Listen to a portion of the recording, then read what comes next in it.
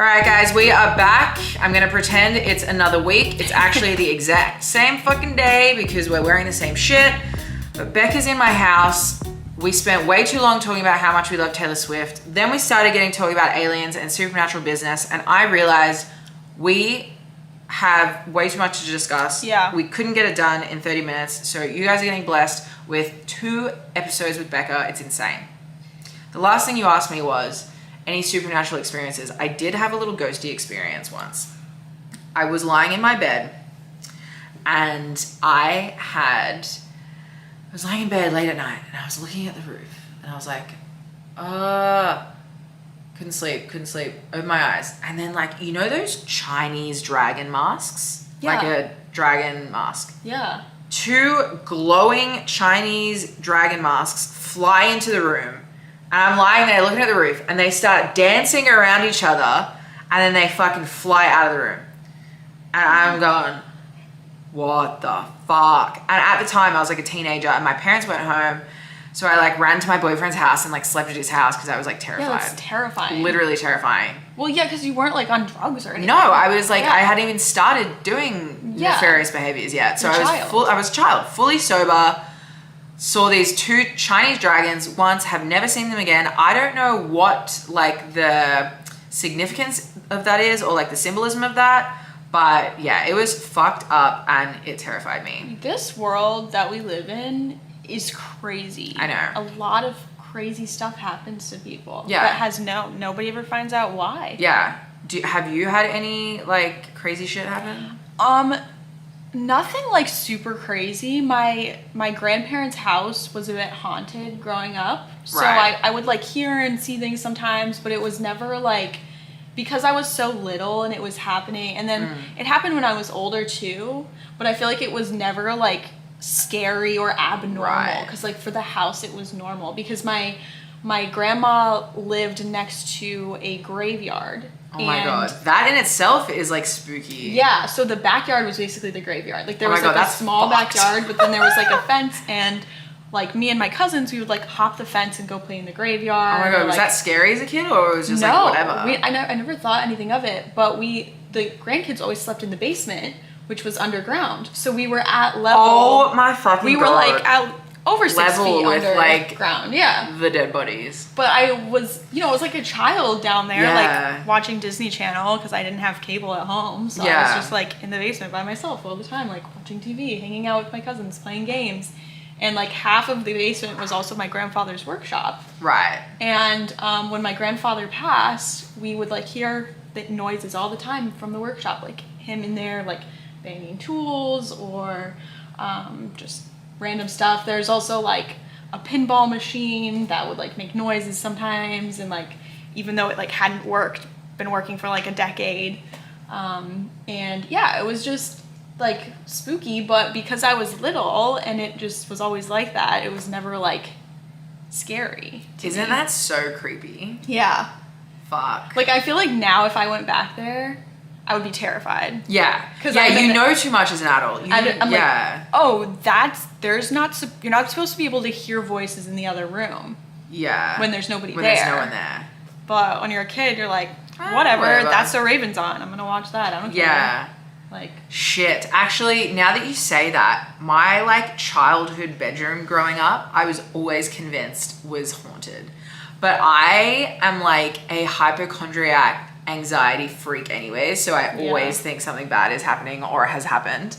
But I remember when we first moved into that house, I think it was maybe 8 or 9 years old. For the first year, I refused to sleep in my room. And I got given I didn't get given, I chose it because I was a cunt, but I chose the biggest bedroom, between me and my brother. I got the huge room, big, beautiful room in a beautiful house.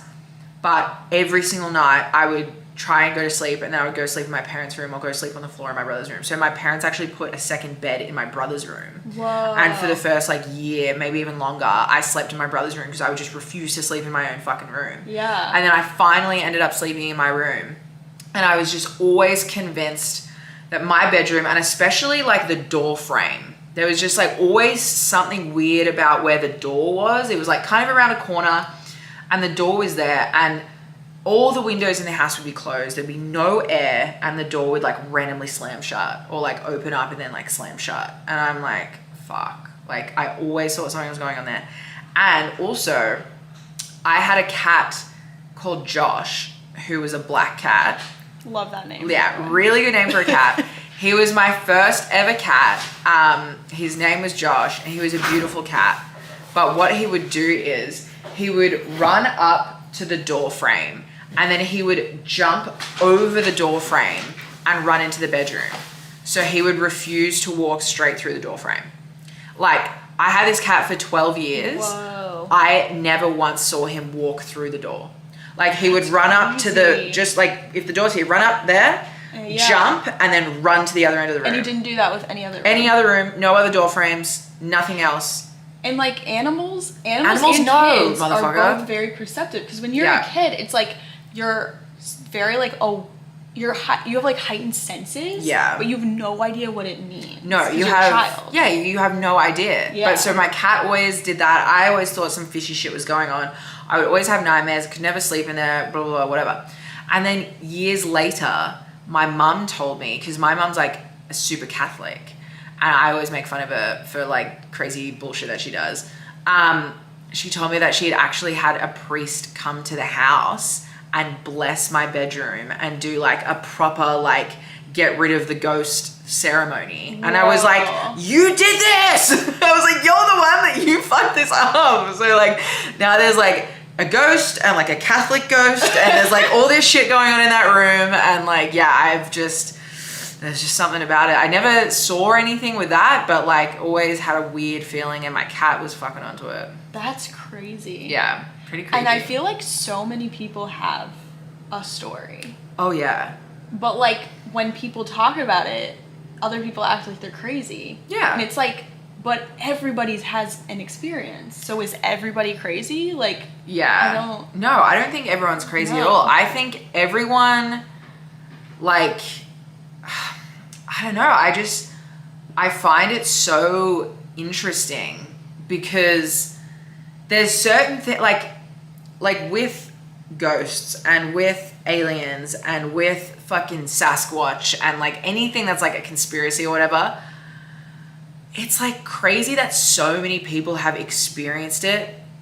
But now, especially in 2024, how the fuck do we not have more like photographic or like video evidence? Yeah. The government. It has to be, right? Yeah. Well, the government did release, like, they unclassified a bunch of files in like 2020. It was like when the pandemic was going on.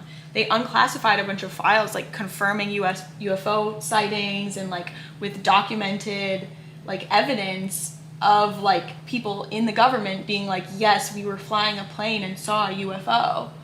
And they declassified this like when everyone was distracted by everything else that was going on in the world. So do you think they did that because it was like there was other stuff going on? I don't know. I think they just like did it. I wonder why they did that. Yeah, to like shut people up, maybe? Maybe.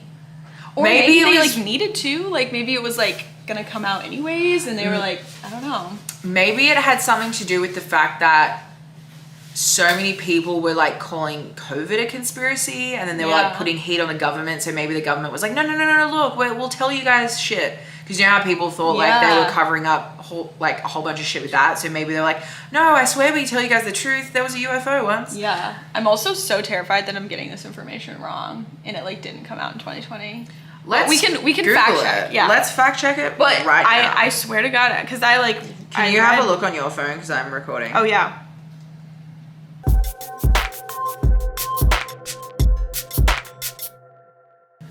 But even if you got it wrong, that's like all That's Cooked is. All we do is just talk shit about like incorrect stuff. Oh my God. Okay. Did they? Pentagon launches website for declassified UFO information, including videos and photos. That's from CBS News, and that's a pretty fucking good source, right? Wow. Oh, okay. 2021. Yeah. So yeah, you were close. I was close. Yeah. Wow. Yeah. So I feel like something's going on. This is gonna be happening like now. my new ADHD obsession. Like I'm gonna lie in bed and Google and watch like every documentary I can find about like the declassified alien files. I love that. So this podcast that you were repping Yeah. on last episode and now also this episode, you said it was, did you say supernatural shit?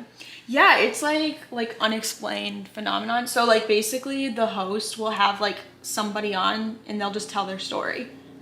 Oh, like someone that's experienced something? Yeah. So they don't like do like deep dives into any. I mean, they might, but the episodes that What's I've it called? listened to, Otherworld? Otherworld. Right. So what like are a couple of like examples of shit that people have like experienced? Like what do they talk about? One of the first episodes I listened to was about like this woman who had like a demon attach itself to her like during a like massage. Like a What? Yeah.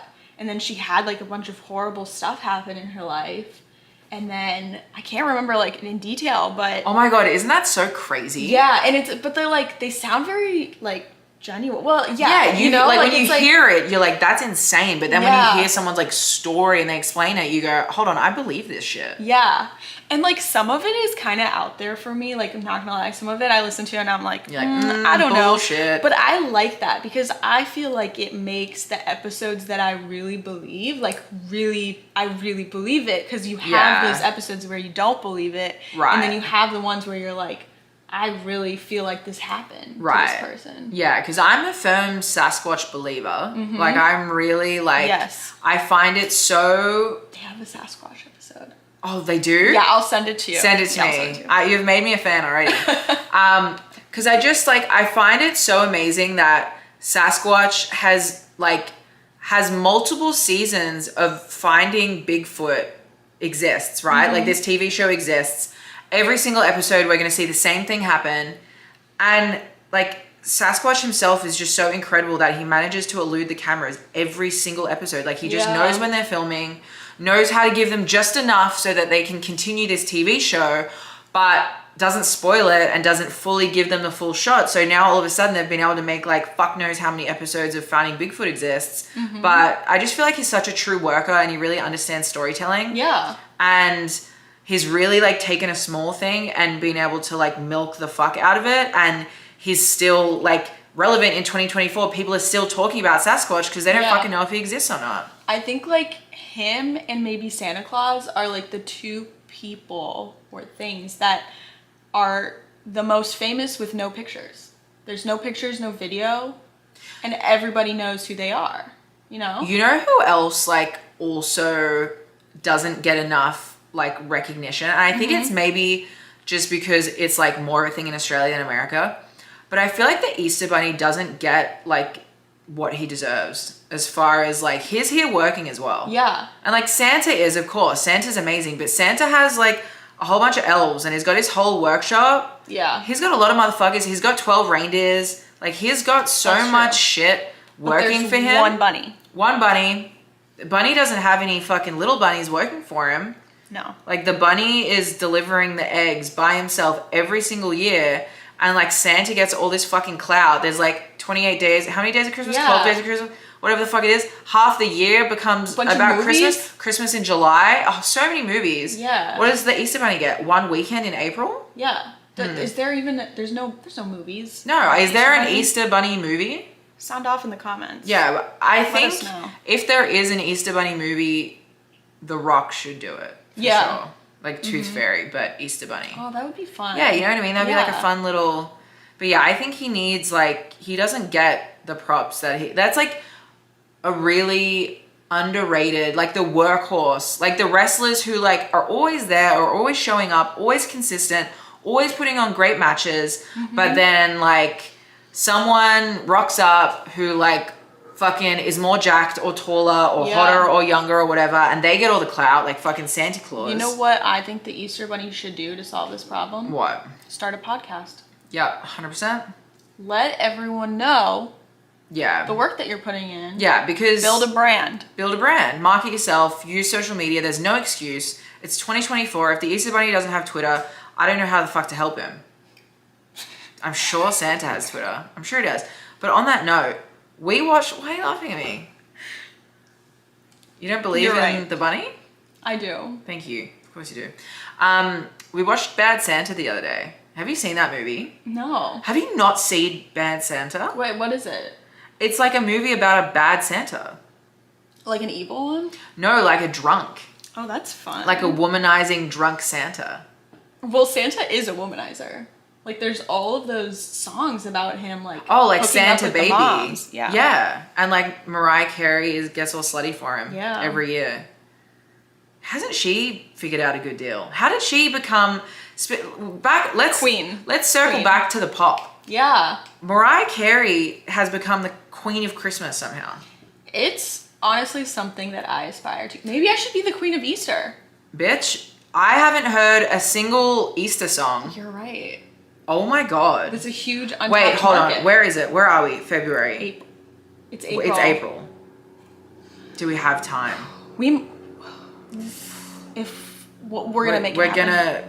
We're gonna make it happen. We're gonna workshop this idea. Yeah. Because there's no Easter songs. No.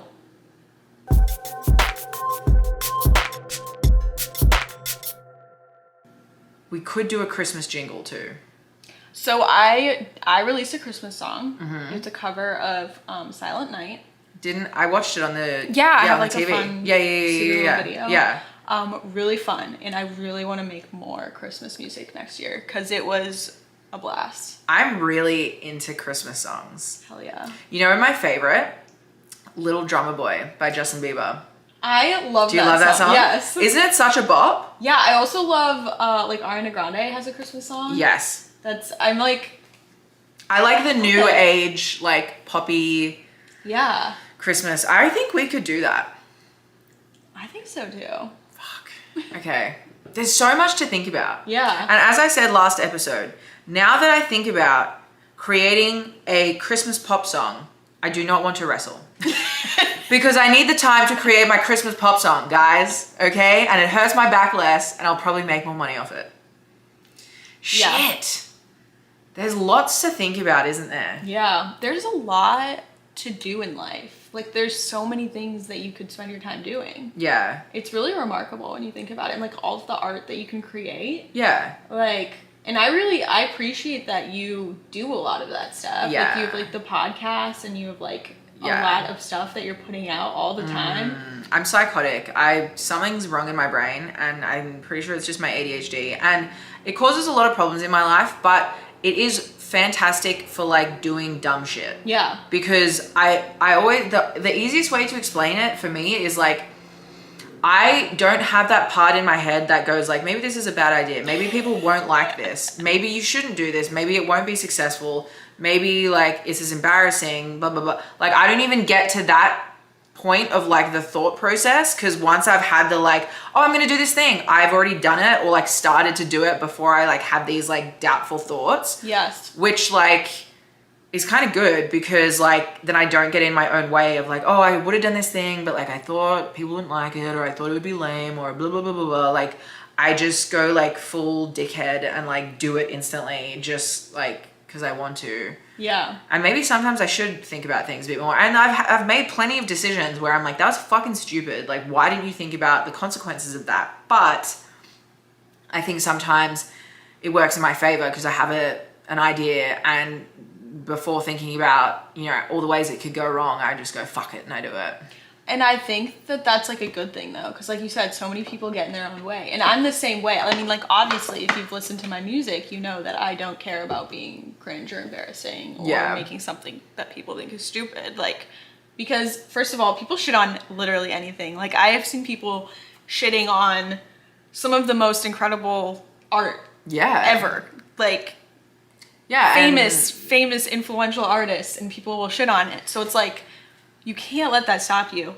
And I also feel like creative people just have a lot of ideas in general. Mm-hmm. And you kind of like have to figure out like which ones to act on and which ones to not. Yeah. Because you have so many to begin with that like if you intuitively like let yourself. Yeah, because right now in my head I'm going Easter or Christmas. What are we doing?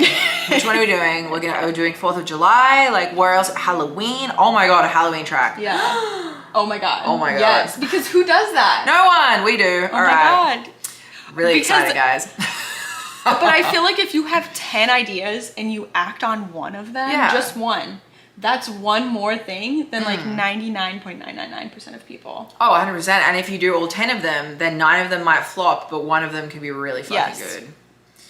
Shit, I'm feeling very inspired, Becca. Me too. I'm gonna need you to come back to Orlando more often. Please. I will come to New York. Where the fuck do you live? Boston. Boston? Well, I am wearing a New York hat right How now. far is New York from Boston?